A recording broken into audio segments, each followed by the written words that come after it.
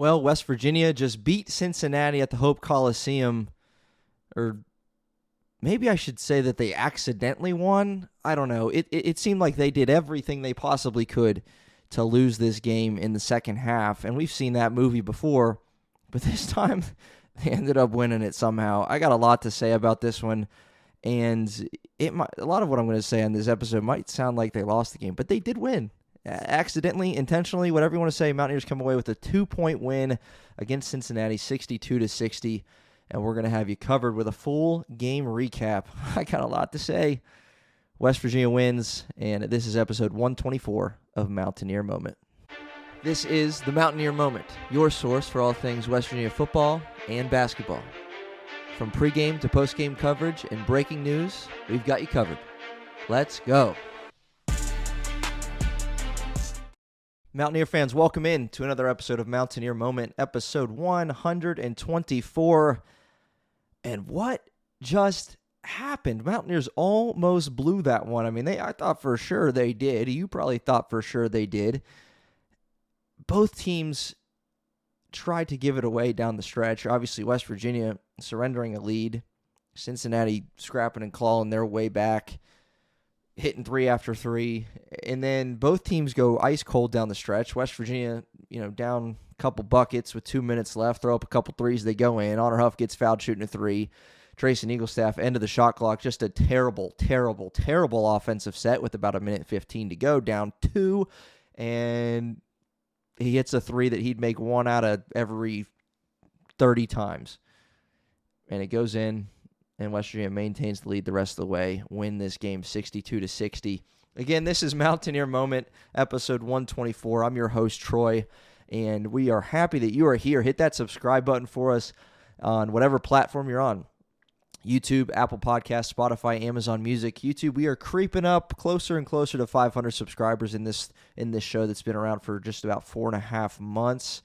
And, super thrilled to be here. And so, at this point in this show's history, and so keep growing this thing, and we'll see what happens. So hit that subscribe button and join the Mountaineer Moment movement as we continue to bring you all the West Virginia football and basketball coverage that your heart desires. So we'll start with, again, the obvious point here. I mean, West Virginia almost blew this game, and we've seen that movie before. West Virginia has surrendered first half leads, early second half leads to teams, and then they end up losing those games, right? So Cincinnati, it's obviously still early, obviously very early into the Big 12 play.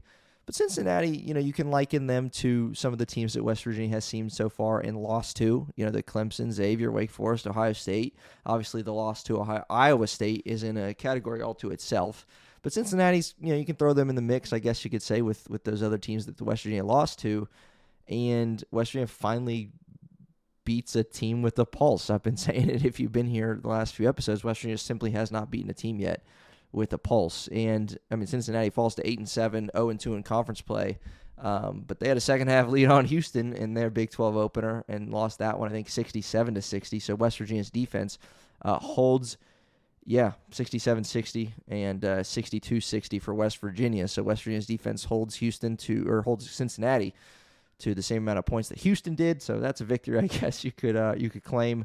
But a tight game. I mean, it was never like in control. Early first half, West Virginia jumped out to a 10, 12, 13-point lead, I think, and Cincinnati clawed back into it. Late second half, it was a 3-point game at halftime, and then it was back and forth in the second half. And Cincinnati did take a lead, and there was a graphic thrown up on the screen before Honor Huff made that 3 with.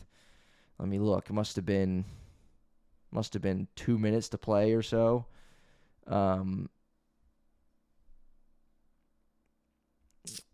Let's see. Honor Huff. Where is that? Why can't I find it? I don't know why I can't find it, but Honor Huff made a 3 with maybe 2 or so minutes to play, giving West Virginia a chance to climb back into this thing after the graphic that went up on the screen was like 4.5 minutes that West Virginia had went without scoring prior to that. And then they're down by 2, and Eagle Staff makes just a prayer that he throws up, like we said just a moment ago. Yeah, Honor Huff made that 3 with 2:13 to play, and then he missed the free throw. So it's 57-55, and then Eagle Staff with 1:12 knocks down that prayer, 24-foot jumper on the wing. When he picked up his dribble and just threw it up, late shot clock, 58-57, West Virginia takes the lead. And then, Cincinnati made some mistakes down the stretch too.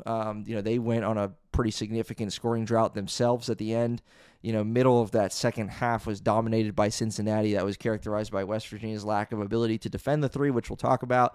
And then, Cincinnati's ability to make shots and Cincinnati's defense that gave West Virginia fits, leading to that, 5-minute nearly scoring drought between, the 6-minute mark and the 2-minute mark, just over 4 minutes. And it almost did West Virginia in, and then they're bailed out by a couple good scores. Let's not completely discredit that. Honor Huff and Trace and Eagle Staff can score the basketball, and when you needed shots to fall down desperately, you got them, and you needed both to win this game, and you got them. And so very fortunate for West Virginia to come out of this game with a victory, because the tide had turned so fast. I mean, I was so frustrated.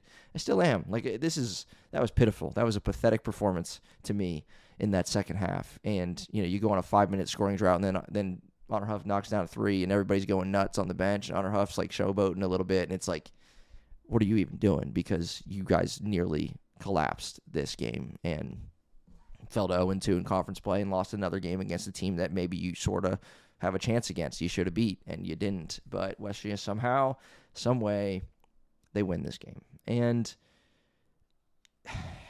credit to Cincinnati for that second half comeback and what they were able to do. It seemed like they were trending, aside from the last few minutes when they went on that scoring drought, they were trending toward another, what we call infamous 40-point second half, because that's what West Virginia has given up in their 4 losses previous to Iowa State. It was a big second half by these teams that you held. A couple of them held in the 20s. Cincinnati held a 28 in that first half, and then they score 32 in the second half. And if it weren't for your lockdown defense and Cincinnati's mistakes and just simply put missing shots down the stretch, they would have got the 40-point second half, and you would have lost this game yet again, and we all would have been infuriated. Like that, that's just the way it would have went. And West Virginia is very fortunate, very lucky to come out of this one with a win. And it's one of those, to me, I don't know how you are as a fan, it's one of those you just don't feel like a win, because you nearly surrendered it. You nearly gave it up. And, and it wasn't fully because Cincinnati just came and took it from you. It's because you handed it to them with your play down the stretch, and it was ugly. It was just ugly. Let's look at the box score from both of these teams and a few things notable that stick out before we talk about some major issues that I saw in this game. But box score-wise, Honor Huff led the way, 24 points. He had 5 threes, I think. Maybe 4 threes in the first half. Finished 6 of 10 from 3. Had 8 rebounds, did Honor Huff. Led the team. I didn't even notice that until just now. 8 rebounds for Honor Huff. That is insane. Trace and Eagle Staff, 10 points, 7 boards, 2 assists, 2 steals, including, obviously, that major 3 at the end. There's the only guys in double figures. We'll come back to that starting lineup in just a minute, but DJ Thomas, 7 points off the bench. Chance Moore did his thing, as we've grown accustomed to seeing. He made 6 out of 10, 14 points for him. He did one of those amazing, throw it up off the glass, go get it yourself. Again tonight, I just think he's so good at that. I've mentioned it, I feel like every time he does it. Chance Moore, 14 points off the bench. He was big. Amir Jenkins in 20 minutes, 5 points for him, including a 3 in the first half, couple assists, and 1 turnover. Flip side, Sincere Harris, welcome back to Morgantown. 7 points, 2 of 7, 0 for 2 from 3 for him, which is so fitting because the kid cannot shoot the basketball. 6 rebounds. Day Thomas, we mentioned him pregame, 9 points, 3 of 10. Jizzle James back in the fold, did not have a good night, 3 of 13, 8 points.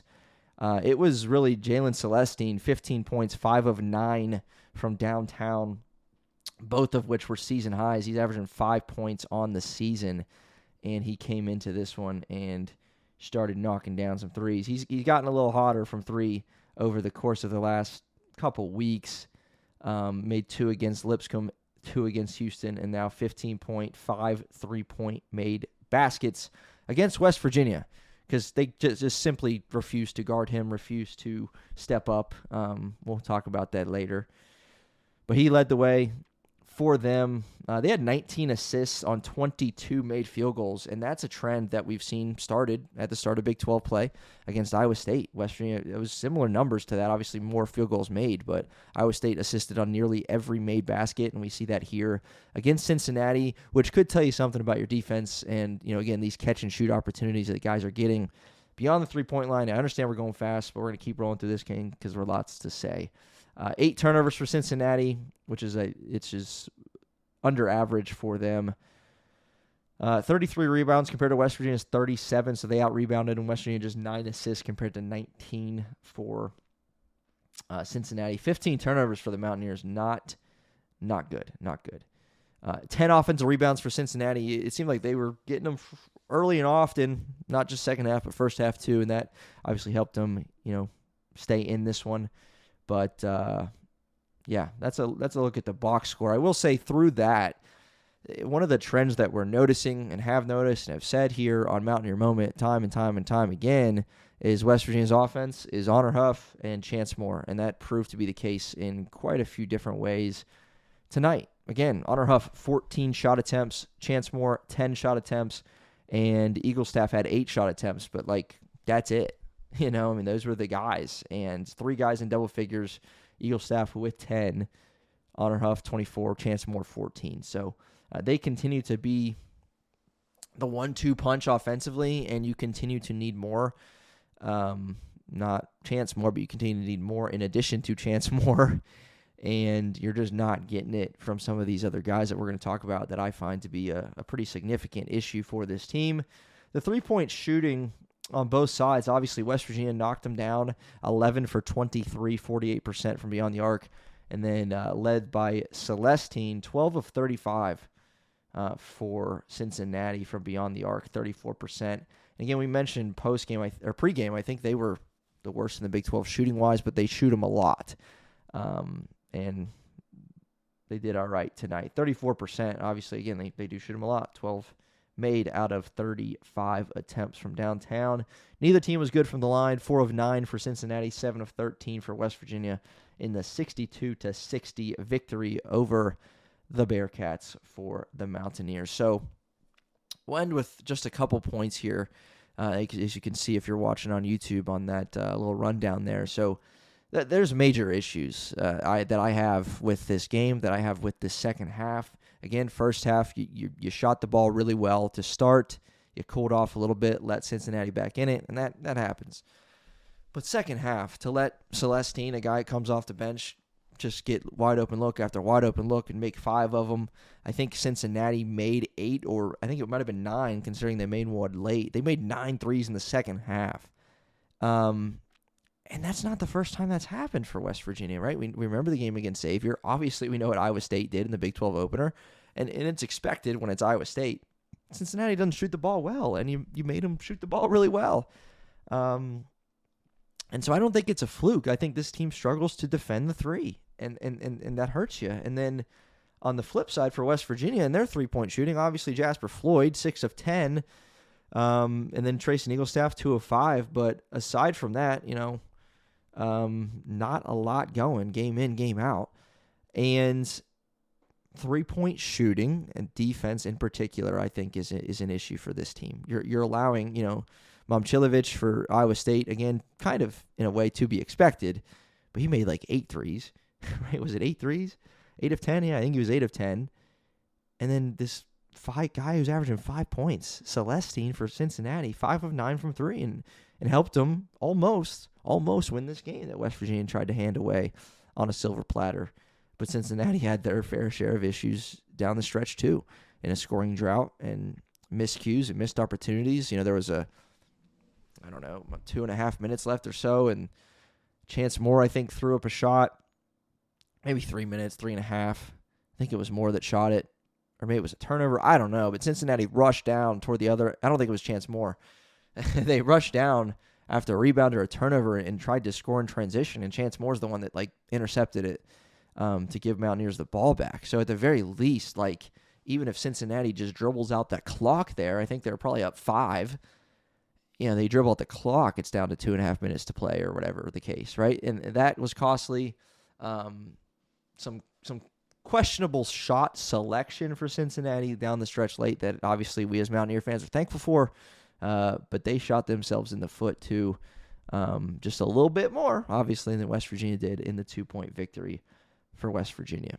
Another issue, and again, I kind of said I was going to save it for the end to talk about the rest of the starters in that starting lineup, but Jasper Floyd, starting point guard for West Virginia. I don't want to beat up on the kid too much, but 0 points. And you and I shot as many times as he did tonight. He didn't shoot the ball once. Did not shoot the ball once. And it's interesting, we had a video not that long ago talking about, or just right after the Iowa State game, not long ago at all, saying, let's be honest. You can go look at that video and fact check me here, but I said, let's be honest about the current state of this West Virginia team. One of the problems that we have is that we don't have a scoring point guard. The next game, Jasper Floyd plays 26 minutes. Not only does he not score, he doesn't shoot the basketball. Did not shoot the basketball. Floyd did not come in here as a scorer. But if you're not going to shoot the basketball, you can sit on the bench. And down the stretch, for a lot of it, it was Amir Jenkins because he's a little more aggressive. He only had 5 points, but he shot the ball 4 times. Dished it out a couple times. Jasper Floyd had 3 assists and 3 turnovers. He continues to be just a liability a little at times on this team. I hate to say it because he's had his moments, but that's unacceptable. A goose egg for Jasper Floyd. That's a problem. That's an issue, and I don't know what the resolution is because you are what you are. You have what you have. Jasper Floyd's a veteran, does a lot of things well. Wasn't brought here to be a scorer, but he was brought here to score more than 0. Can we agree with that? Yes. Okay. So there was another guy in the starting lineup who also had a goose egg in this one. It was Harlan Obioha, the 7-footer, 0 points, 0 of 2 shooting, and one was really early, point blank, looking up at the basket. He's 7 foot. It's like it's like me looking up at a Nerf hoop on my closet, and he missed it. Just missed a layup. Standing still under the basket, missed a layup. Harlan Obioha is having issues, and we talked about that on that episode too, where we talked about Jasper Floyd. If you want to go look at it, the thumbnail just says, let's be honest about this team. Harlan Obioha had 6 rebounds in 24 minutes. He has become a pretty significant liability for this team. He had a dominant performance against Pitt, and then since then, it has been a struggle. It has been a struggle, in particular against, well, not just teams that are, power conference teams, because he only had 4 points against Mercyhurst, 3 against Coppin State, 4 against Little Rock, but against power conference teams, 2 against Iowa State, 4 against Ohio State, 5 against Wake Forest, 3 against Xavier, and 0 against Clemson, and 0 against Cincinnati. That's a problem. And again, similar to Jasper Floyd, you did not bring Harlan Obioha here to even average double figures. If he didn't average double figures at UNCW, he was close. He averaged 9 points. Then what makes you think he's going to do it in Big 12? That's not what I'm saying. What I'm saying is a couple buckets would be nice. What I'm saying is a shot from underneath the basket for a 7-foot center, uncontested, wide open, that should go in. And that's not the first time that's happened this season. He's missing layups, and he's 7 foot tall. I don't understand it. I don't understand it. Sorry, but I don't get it. 0 points for Obioha, 0 points for Jasper Floyd. And then it was good to have Belo back in the lineup for West Virginia tonight after being day-to-day with an injury. Did not play against Iowa State, and this team missed him in that regard. He's a guy that does a little bit of everything on the field. But he was quiet tonight, 2 points. Not the most aggressive, but 1 for 5 from the floor, 3 boards for him in 25 minutes played. So, 3 of your starters combined to go 1 for 7 for 2 points. So, thankfully, Honor Huff did what he did. Thankfully, Chance Moore did what he did. But as we said a couple minutes ago, that has been a trend that we've seen all season long. It's Honor Huff jacking up a 3. It's Chance Moore driving to the hoop. I've said it, and I've said it, and I've said it, and if you don't believe me, just go watch it back, and if you don't want to go watch it back, just trust me right now, I have said it. If you get tired of hearing me say it, then maybe the West Virginia needs to fix it, because they haven't yet. Honor Huff and Chance Moore are the offense for this team, and it shows and it hurts you. That's a major issue. And that's that segment. Now, all in all, again, I'm kind of making it sound like West Virginia lost this game. They won. And so the question is, the old saying, a win is a win. A win is a win. Is a win in this case? I guess so. West Virginia somehow, some way improves to 1-1 in Big 12 play. That's important. We preview of this game, we said, it's early, but it might be a must win. And we say that because it's a team you can beat. Not to say that there aren't other teams in the Big 12 that you can beat, but Cincinnati's not great. They're just not. And this is a game you want to win if you want to do anything moving forward. And you got one of the best players in the country coming your way on Saturday at the Hope Coliseum when Kansas comes to town. And that's not easy. It's not going to be easy. Ranked 22nd in the country is Kansas. Darren Peterson averaging 20.6 points per game. Kansas obviously coming off a loss to UCF on Saturday, 81-75. Peterson had 26 in that one at UCF. UCF, by the way, sitting at 12-1 and ranked in the AP top 25, sitting at 25. And right now, Kansas is duking it out with TCU at Allen Fieldhouse. As I'm recording, that game's in the first half. TCU's got a slim lead about halfway through that first half, so we'll see what they do there. But yeah, I guess it pains me to say, but yeah, a win is a win, and I was about to say we'll take it any way we can get it, but I guess I will say that because as painful as that second half was to watch, as frustrating as it was down the stretch, as convinced, I'll admit it, as convinced as I was to say this game's over, 5-minute scoring drought, they look lost, they're throwing up prayers, they're not going to win this basketball game, they're giving up wide open three after wide open three, it is over. They won the game by 2 points, thanks to bonehead plays by Cincinnati. And then, I don't know what that play was. West Virginia inbounds with 1.9 seconds under their own basket. Cincinnati has no timeouts. Jasper Floyd throws it in, and it was no one could get open. It's late in the clock. He had to throw it somewhere. I don't know why he didn't send someone streaking down to the other end of the floor, because if anybody just touches the basketball, they got to shoot it from the other end of the floor. And, I mean, not only did you not do that, it didn't result in like a close shot because he threw it way off the backboard, and it was, it's a deep three. I get it. Like, it's a hard shot, but the dude had a look at it, and I would not have been surprised if he made that shot. It wouldn't have been the craziest thing, you've ever seen, because West Virginia handed him the basketball. I guess you just kind of throw it up to Belo, and I mean, that was a terrible play call. I don't know what that was, but it was ugly, and it almost cost you the game. It was a fitting way to end the game because it just kind of summarized what we just witnessed down the stretch between two teams who just refused to win, but someone had to win, and it was West Virginia. And we'll end with just that. A win is a win. This is episode 124 of Mountaineer Moment, your source for all things West Virginia football and basketball. And we will see you next time. Let's go Mountaineers.